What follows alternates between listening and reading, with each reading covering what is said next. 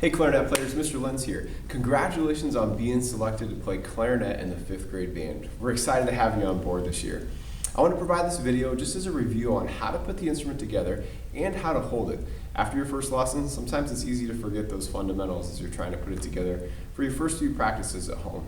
So let's start with our two body pieces here. And we have the smaller, shorter piece and the longer, a little bit wider body piece here. The top piece has these 4 side keys here and usually the brand at the top. Now, if you look carefully, there's this tendon key that goes right across, it's called the bridge of the instrument. And what's really important when you're putting these together is to make sure you're pushing that down so that this comes up when we're putting them together. So I always tell students just to grab right here on the clarinet when they're putting it together so that it puts that up and it doesn't bend the key when you're putting it together. You'll notice the other part of the tendon key right here, and you're just going to line those up when you're putting it together. So you grab both pieces and then you can just push and twist gently there. Now, let's say you have a brand new clarinet. It's likely that that's going to be really difficult. So get that cork grease out, and it looks like a chapstick container. It's not chapstick, so don't put it on your lips. And you're just going to put it around the cork and get it greased up pretty good on all the corks. And you'll probably need to do that every time you put it together for the first week or two until things get broken in. So we're going to put that together. We'll line the tone holes up on the front.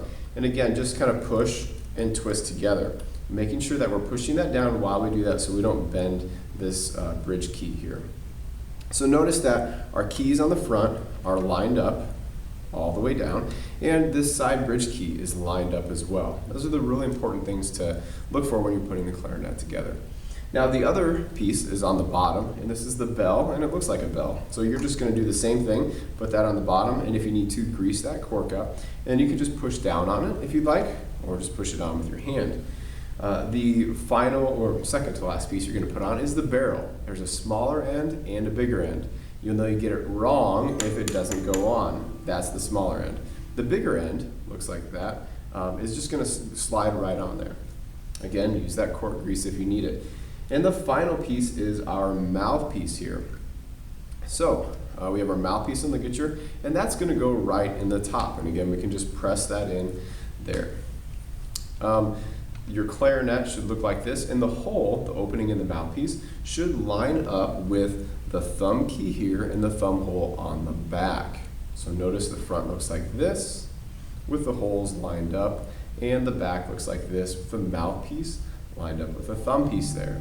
Now just a quick review on how to hold the instrument.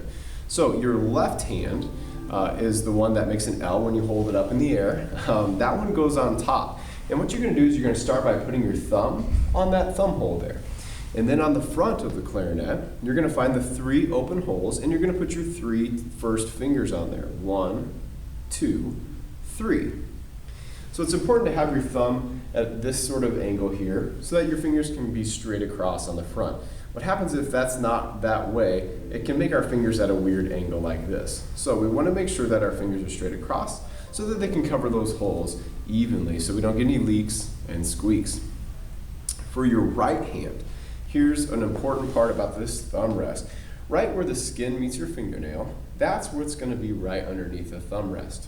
We don't want to have it jammed all the way over or too far over like this because it can hurt our thumb or our hand position that way.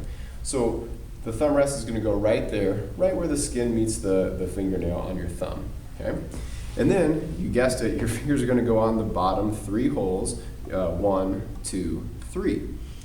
Be careful not to put pinkies underneath the clarinet to try and hold it up, okay? If you have a hard time holding it up, ask your band director about maybe a neck strap to help hold it, and that can help a lot with holding the weight of the instrument, especially if you have small hands. These pinkies should stay out like this all the time when you're playing, so now's a really good time to get in the habit of that.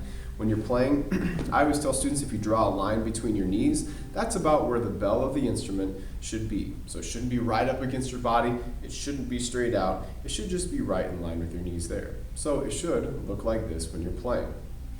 Have a lot of fun playing this week, and I'll see you in your next lesson.